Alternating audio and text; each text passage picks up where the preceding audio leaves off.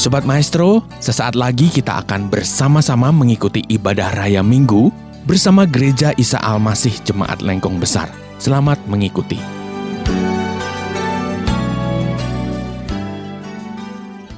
Shalom, jemaat yang dikasih Tuhan, kita bersyukur kepada Tuhan, kita masih bisa berjumpa di dalam ibadah ini secara online. Ya, walaupun untuk beberapa saat gereja kita harus tutup, selama 2 minggu kita harus tetap beribadah secara online. Tetapi mari kita tetap bersyukur karena Tuhan tidak pernah meninggalkan kita. Di dalam perjalanan kita, seperti apapun pengalamannya, tentu Tuhan ada di dalamnya. Dia turut bekerja untuk mendatangkan kebaikan buat setiap kita. Nah, mari pada Minggu Advent yang kedua ini kita bersama-sama merenungkan sebuah firman Tuhan yang bertemakan atau berjudul The Kingdom's Blueprint. The Kingdom's Blueprint, atau katakanlah cetak biru dari kerajaan Allah itu seperti apa. Kita akan belajar bersama-sama dan memahami apa rencana Allah bagi dunia dan bagi hidup kita. Namun sebelum itu mari kita tundukkan kepala, kita berdoa.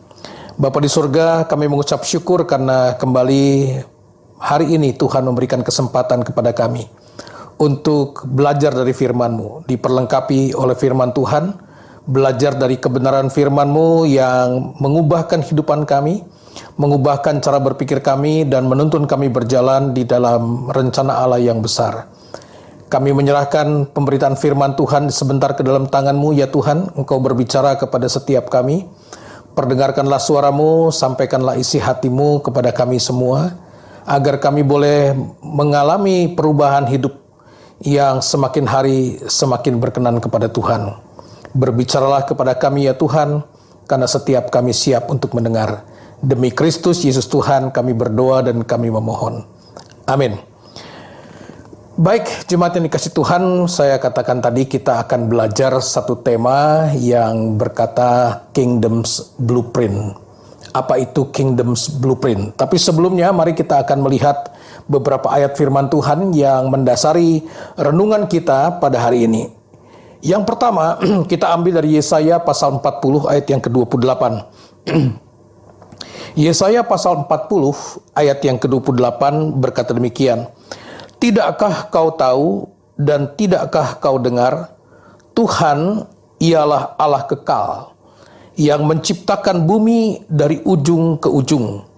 Ia tidak menjadi lelah dan tidak menjadi lesu, tidak terduga pengertiannya. Dikatakan di sana bahwa Tuhan adalah Allah yang kekal, yang menciptakan bumi dari ujung ke ujung.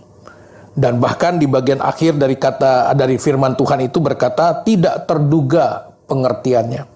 Ada banyak hal di dalam perjalanan hidup kita bersama dengan Tuhan, hal-hal yang tidak kita bisa pahami. Tetapi itu Tuhan kerjakan di dalam rencananya yang besar, di dalam kedaulatan dan otoritas Allah yang luar biasa. Nah, bagian yang kedua yang kita akan baca di dalam Amsal pasal yang ketiga ayat yang ke-19 yang berkata demikian. Dengan hikmat Tuhan telah meletakkan dasar bumi, dengan pengertian ditetapkannya langit. Jadi Amsal berkata bahwa Tuhan itulah yang sudah menciptakan bumi, menciptakan segala sesuatu. Yesaya pasal 48 ayat yang ke-13, Yesaya 48 ayat 13 berkata, tanganku juga meletakkan dasar bumi, dan tangan kananku membentangkan langit. Ketika aku menyebut namanya, semuanya bermunculan. Saudara-saudara, itu ayat-ayat yang kita coba pakai untuk merenungkan tema The Kingdom's Blueprint. Apa itu blueprint? Kalau kita mencoba untuk melihat definisi dari blueprint menurut Oxford Dictionary, Oxford Dictionary mengungkapkan mengenai blueprint adalah detailed description of a plan. Jadi sebuah penjelasan atau sebuah pengungkapan secara detail dari sebuah rencana. Ya, detailed description of a plan. Detail. Jadi deskripsi yang mendetail mengenai sesuatu yang direncanakan. Para arsitek tentunya mengerti istilah blueprint, sebuah rancangan yang dibuat sedemikian detail. Nah, kalau kita kaitkan dengan istilah The Kingdom's Blueprint, maka kita sedang belajar bagaimana memahami rencana Allah bagi dunia dan bagi manusia ini yang dikerjakan sangat detail. Kalau kita memperhatikan di dalam Alkitab, maka perjalanan dari mulai perjanjian lama sampai wahyu perjanjian baru, maka di dalamnya kita menemukan sebuah detail. Pengungkapan secara lengkap, teratur, ya, sistematis, terstruktur dari rencana Allah yang begitu ajaib, begitu mengagumkan. Coba kita perhatikan Alkitab kita. Alkitab, saya mau katakan dan berani katakan, merupakan blueprint Allah yang sangat detail. Ya, Alkitab adalah sebuah blueprint Allah yang sangat detail. Mengapa? Coba bayangkan. Alkitab kita ditulis dalam kurun waktu lebih dari 1.500 tahun. Ya, penulisan atau katakanlah mengumpulkan tulisan-tulisan itu dibuktikan atau diselidiki itu ternyata lebih dari 1.500 tahun yang lalu. Ditulis lebih dari 40 generasi. Dan penulisnya itu lebih dari 40 orang dari berbagai latar belakang, ya, bukan hanya mereka yang katakanlah ahli-ahli dalam hal penulisan, tetapi penulisnya itu dengan latar belakang yang berbeda-beda. Ada pemimpin politik seperti misalnya Musa, ada nelayan, ya, Petrus, ada gembala, Amos, ada panglima perang, Yosua, ada perdana menteri, ya, yang disebut di dalam Alkitab itu adalah namanya Daniel. Ada dokter, yaitu Lukas, seorang tabib. Ada raja, Daud, Salomo. Ada juga penagih pajak, Matius. Ada seorang pemimpin agama Yahudi, Rabi, yaitu Paulus. Dan Alkitab kita ditulis dari berbagai latar belakang dan juga tempat. Tempatnya ada yang ditulis dari padang gurun, ada yang dari penjara, ada yang dari dalam istana, ada yang dari lereng gunung, ya, ada juga di dalam perjalanan. Bahkan kalau kita melihat Wahyu, ditulis dari sebuah pulau kering dan kerontang, yaitu Pulau Patmos. Alkitab kita ditulis di 3 benua, ya, Eropa, Asia, dan Afrika. Dan yang menarik, Alkitab kita ditulis dalam 3 bahasa, Yunani, Ibrani, dan Aramik. Coba bayangkan betapa hebatnya Alkitab kita.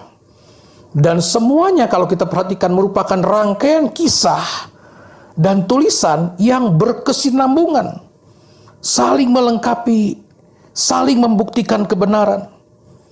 Dan hebatnya kalau kita melihat dalam kaitan dengan terjemahan Alkitab, Alkitab telah diterjemahkan ke dalam 1.280 bahasa dan dialek. Menjadi buku yang paling laris di dunia. Dan terjual, ada sebuah data yang begitu menyentuh hati saya, mengatakan bahwa Alkitab kita pernah mencatat penjualan sebanyak 1.369 buku setiap menit. Wow, data ini ketika saya membacanya luar biasa. 1.369 buku atau Alkitab setiap menit terjual. Ini sesuatu yang menggambarkan bahwa Alkitab memang sesuatu yang hebat, sesuatu yang luar biasa. Dan Alkitab, saya katakan tadi, merupakan sebuah blueprint Allah yang begitu detail. Nah, kalau kita coba perhatikan kaitan atau perjalanan garis secara linear dari mulai perjanjian lama sampai perjanjian baru, maka garis besar dari blueprint Allah itu bisa diungkapkan dalam 2 hal. Garis besar dari blueprint Allah itu bisa diungkapkan dalam 2 hal, yaitu penciptaan dan keselamatan. Ya, kita bisa coba lihat perjalanan, katakanlah detail daripada blueprint Allah yang kita bisa temukan di dalam Alkitab, bisa kita simpulkan dalam 2 kata, yaitu penciptaan dan keselamatan. Saya pernah berbincang-bincang dengan sebuah pertanyaan yang menarik, ya. Mengapa Allah itu menciptakan alam semesta dengan isinya terlebih dahulu, baru Ia menciptakan manusia? Ini sebuah diskusi, obrolan ringan, ya. Kemudian saya mencatat di dalam pikiran saya dan saya merenungkannya. Betul juga, ya. Pertanyaannya, mengapa Allah menciptakan alam semesta ini dengan semua isinya dulu, lengkap dengan semua isinya, baru menciptakan manusia? Ungkapan dalam obrolan itu mengatakan bahwa sebab manusia tidak dapat hidup tanpa bergantung dengan ciptaan lainnya. Manusia tidak bisa hidup tanpa bergantung kepada ciptaan lainnya. Kita membutuhkan hewan, kita membutuhkan tanaman, kita membutuhkan matahari, kita juga membutuhkan bulan, kita membutuhkan bintang. Para nelayan sangat tergantung pada bintang-bintang. Ya, manusia membutuhkan musim. Manusia membutuhkan segala sesuatu di dalam hidup ini, air dan sebagainya. Manusia sangat tergantung kepada ciptaan itu. Tetapi ciptaan Allah yang lain itu tidak tergantung pada manusia. Binatang itu ada manusia atau tidak ada manusia, tetap hidup. Tanaman-tanaman itu ada manusia atau tidak ada manusia, itu tetap hidup. Saya pernah membaca atau mendengar menyaksikan sebuah video yang dibuat oleh seorang katakanlah fotografer atau seorang pembuat video, ya. Itu tentang sebuah pulau kosong. Saya lupa tempatnya di mana. Kalau tidak salah di Laut Pasifik gitu, ya. Ada sebuah pulau kosong, tidak ada penghuninya. Tidak ada penghuninya, ya. Dan bahkan ketika dilakukan penelitian di sana, binatang-binatang yang ada di pulau itu pun tidak terlalu banyak jenisnya.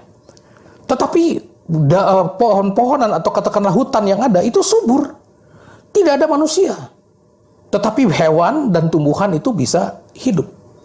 Berbeda dengan manusia. Manusia harus tetap bergantung kepada. Nah, itu sebabnya Allah kita luar biasa. Dia menciptakan alam semesta ini dan semua isinya lengkap, barulah Dia menciptakan manusia. Manusia menjadi pribadi yang luar biasa.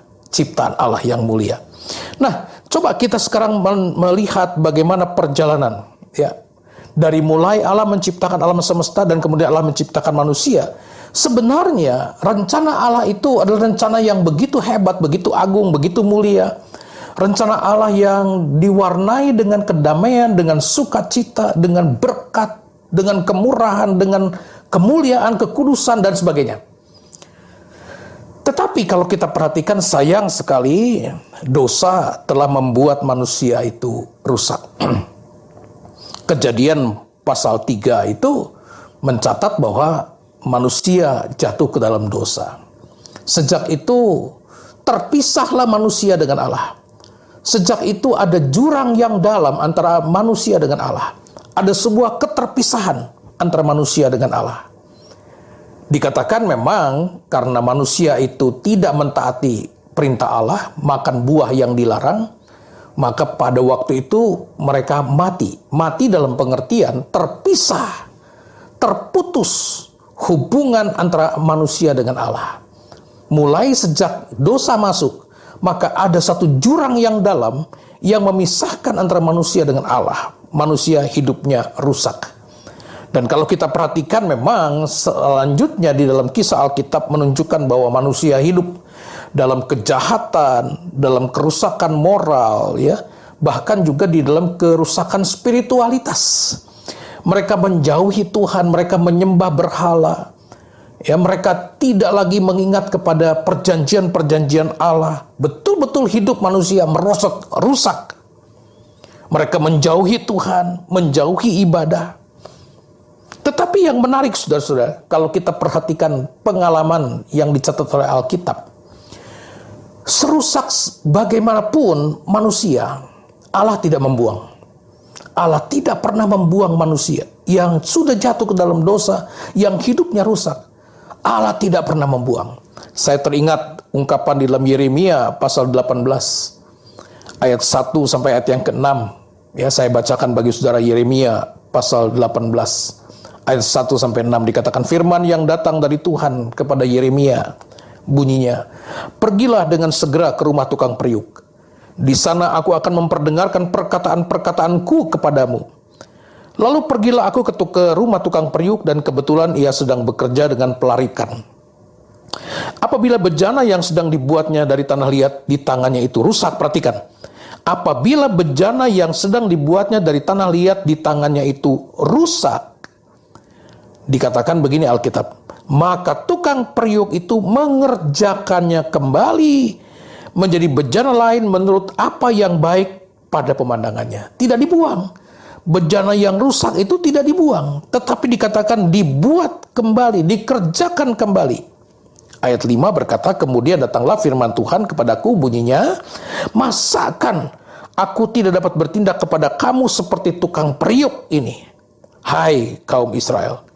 Demikianlah firman Tuhan, sungguh seperti tanah liat di tangan tukang periuk, demikianlah kamu di tanganku, hai kaum Israel. Jadi, sekalipun manusia yang jatuh ke dalam dosa itu kemudian menjadi manusia yang rusak, yang hancur, tetapi Allah tidak membuang.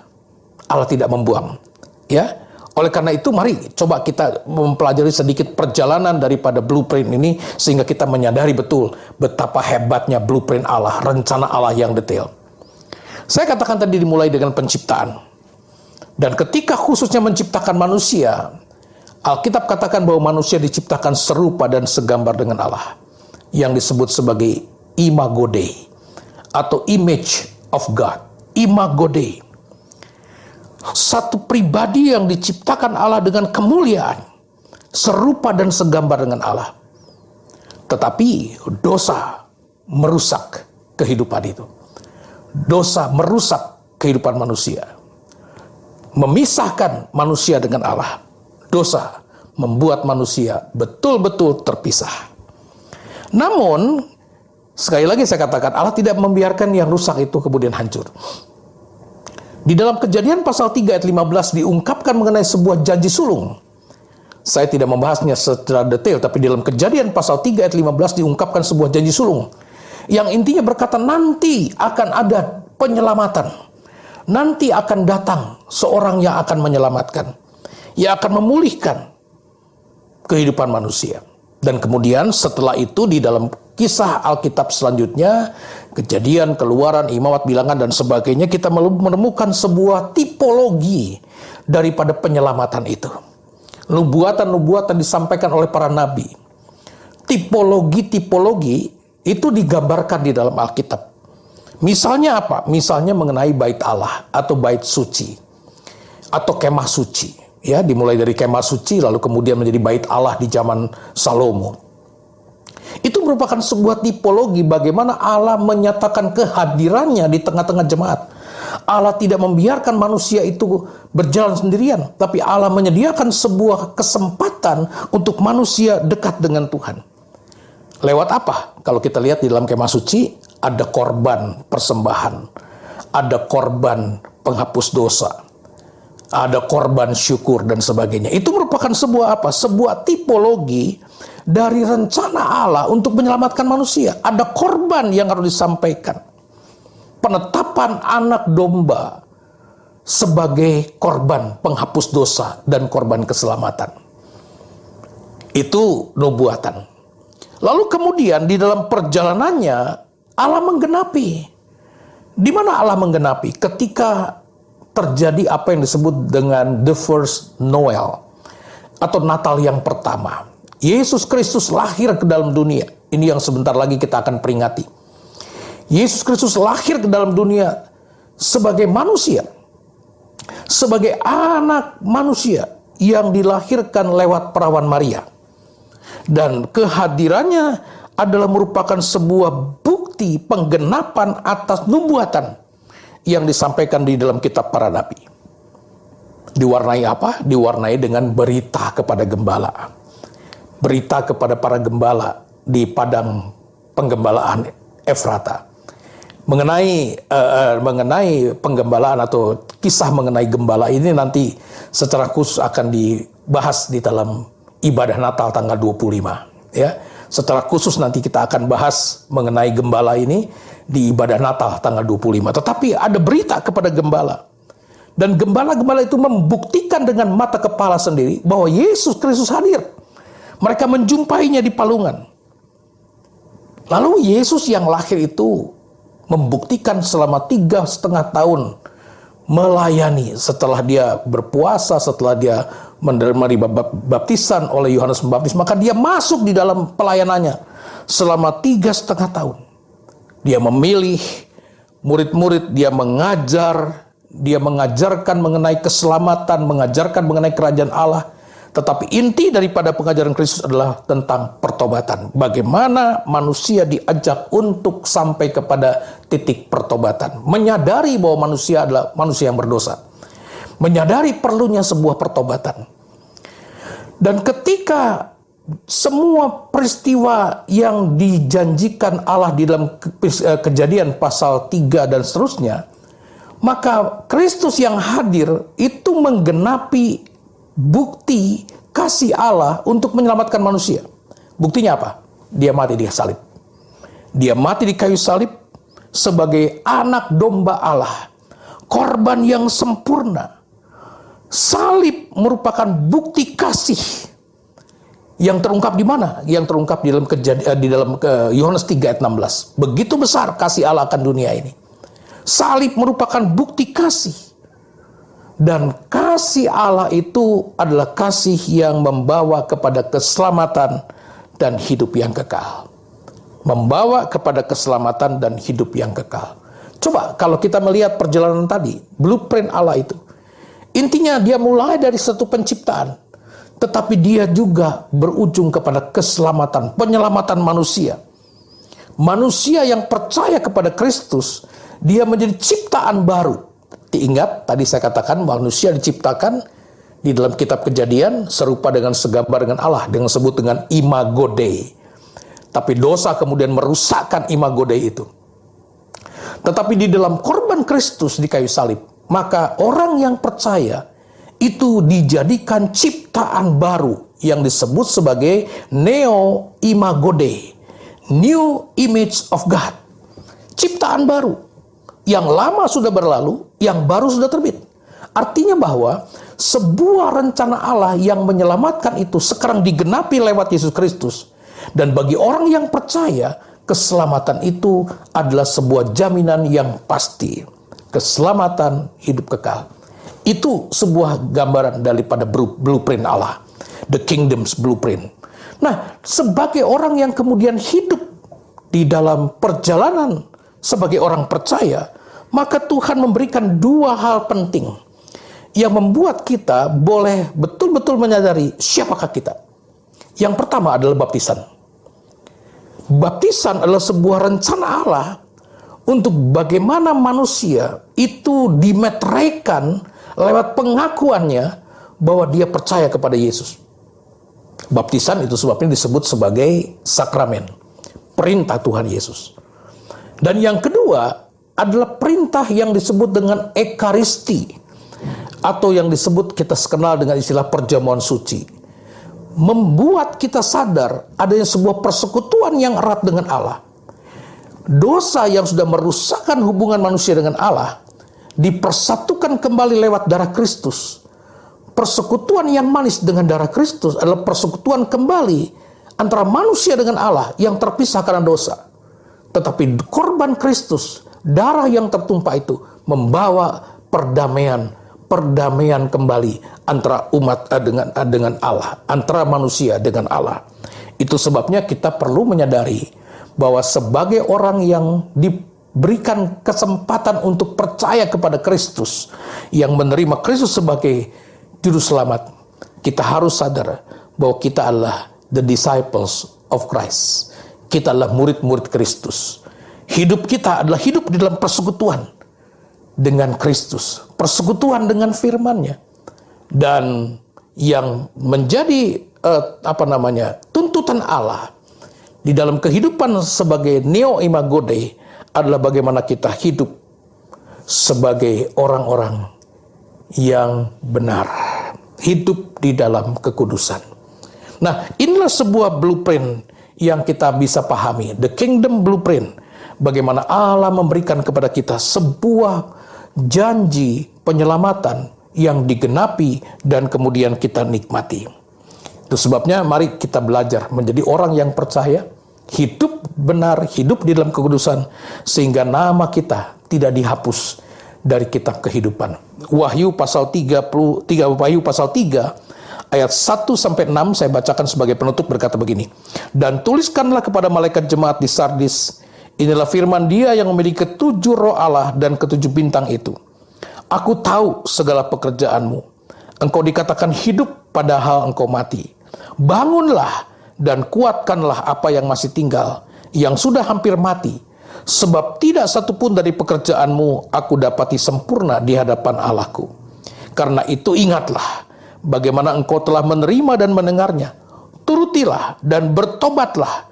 Karena jikalau engkau tidak berjaga-jaga, aku akan datang seperti pencuri, dan engkau tidak tahu pada waktu manakah aku tiba-tiba datang kepadamu. Tetapi di Sardis ada beberapa orang yang tidak mencemarkan pakaiannya. Mereka akan berjalan dengan aku dalam pakaian putih, karena mereka adalah layak untuk itu. Barang siapa menang, ia akan dikenakan pakaian putih yang demikian. Aku tidak akan menghapus namanya dari kitab kehidupan, melainkan aku akan mengaku namanya di hadapan Bapakku dan di hadapan para malaikatnya. Siapa bertelinga, hendaklah mendengar apa yang dikatakan Roh kepada jemaat-jemaat. Nasihatnya apa? Nasihatnya adalah supaya kita menuruti firman Tuhan dan bertobat, serta hidup di dalam kekudusan, berjalan di dalam kekudusan, agar nama kita tidak dihapuskan dari kitab kehidupan. Jemaat yang dikasih Tuhan, biarlah melalui renungan The Kingdom Blueprint hari ini, kita diingatkan siapakah kita. Jangan kita meninggalkan Tuhan. Jangan kita mendua hati. Tetapi mari kita belajar fokus mengarahkan hidup kita sejalan dengan firman Tuhan, seturut dengan rencananya. Dan kita boleh melihat perjalanan hidup kita akan diwarnai dengan penyertaan Tuhan yang mendatangkan sukacita dan damai sejahtera. Kiranya Tuhan memberkati setiap kita. Mari kita berdoa. Bapa di surga, terima kasih untuk firman Allah yang boleh kami terima hari ini. Biarlah semua itu boleh mendatangkan sukacita buat kami. Dan Roh Kudus ajarkan kepada setiap kami untuk menjadi pelaku-pelaku firman di tengah-tengah zaman seperti ini, agar sungguh nama Tuhan dipermuliakan dan hidup kami boleh menjadi berkat. Hamba-Mu berdoa untuk setiap jemaat-Mu Tuhan dimanapun mereka berada. Tuhan, Engkau peliharakan hidup mereka. Engkau jawab setiap pergumulan mereka Tuhan. Bahkan yang sakit Tuhan sembuhkan, yang susah Tuhan hiburkan, yang lemah Tuhan kuatkan, yang terikat Tuhan lepaskan. Sehingga jemaat Tuhan boleh mengalami perbuatan-perbuatan baik yang Allah kerjakan dalam hidup mereka. Dan mereka boleh mengagumi Engkau, bersyukur, dan menikmati sukacita yang limpah. Terima kasih Bapa di surga. Terpujilah Engkau selama-lamanya. Demi Kristus Yesus Tuhan kami berdoa.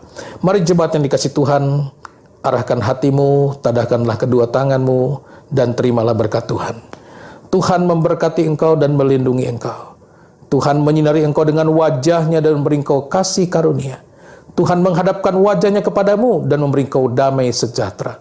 Kiranya kasih dan anugerah dari Bapa di surga, kasih sayang dari Tuhan Yesus Kristus, dan persekutuan dengan Roh Kudus menyertai langkah hidupmu mulai hari ini sampai selama-lamanya. Setiap kita yang percaya berkata, amin. Tuhan Yesus memberkati. Sobat Maestro, Anda telah mengikuti ibadah Raya Minggu bersama Gereja Isa Al-Masih Jemaat Lengkong Besar. Terima kasih atas kebersamaan Anda. Selamat hari Minggu dan Tuhan Yesus memberkati.